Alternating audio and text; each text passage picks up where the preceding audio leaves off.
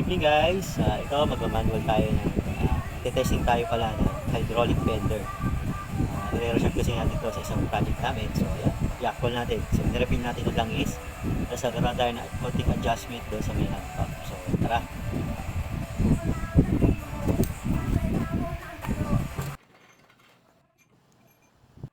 So ayan guys, so i-ready lang natin yung mga gagamitin natin.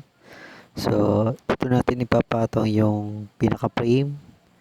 Tapos ito naman yung pinaka aluminum support ng tubo. Tapos ito naman yung pin, kinakabit ko na. Tapos ito naman yung ramtan. So ikabit ko na rin yung pin, i-set up natin. At ito nga, hawak ko yung pinaka aluminum bending shoe. Pang D4 yan na tubo. So yan, kinakabit na natin. At ito naman yung ating ibebend na tubo. So yan, ilalagay natin yan dyan. So i-adjust muna natin. Kailangan may pasok siya doon sa loob ng frame. So ang gagawin natin dito guys, mag-ano tayo, pressure test. Kumbaga, itetesting natin kung kaya niyang ibaloktot yung ganyang kalaking tubo.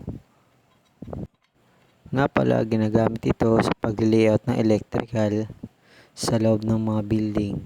Dito dumadaan yung mga malalaking kable. So, ayan guys, nagmamanual pump na ako.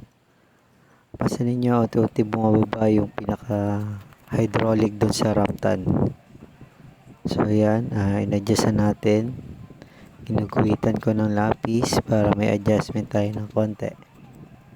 Pala guys, sample lang ito para ma-testing natin kung gumagana talaga yung hydraulic niya. Na kaya niyang tupiin or ibaloktot yung tubo na yan. Pala guys, matagal tong ginagawa ko na yan. Kung susundin mo yung talagang pagkakasunod-sunod ng mga guhit. So napakatagal nan bago makuha yung perfect na elbow or offset na tinatawag. So dyan nga guys, in-adjust ko ulit kasi nga bumaluktot na siya. Kaya kailangan i-adjust ulit natin para konting bomba lang ulit at pababa na ulit yung hydraulic niya. Guys, same procedure. Mamanual ulit natin ng bomba. Kaya nga nasabi ko, matagal ang proseso na to. Kaya hindi basta-basta ang paggagawa ng ganito. Kailangan maingat ka kasi sayang ang tubo. Mahal.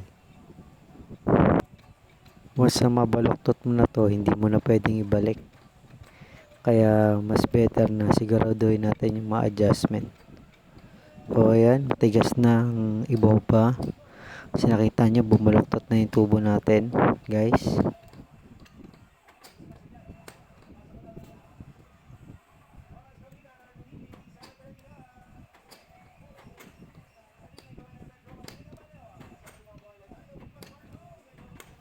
Pala, pagka-actual na nagbebend na kayo, hindi lang isang tao ang gumagawa niyan. 3 or 4 na tao ang gumagawa. Para nagpapalitan sila sa pag-pump ng hydraulic bender. Yan guys, ganyan lang ang procedure ng paggamit ng hydraulic bender. Thank you for watching.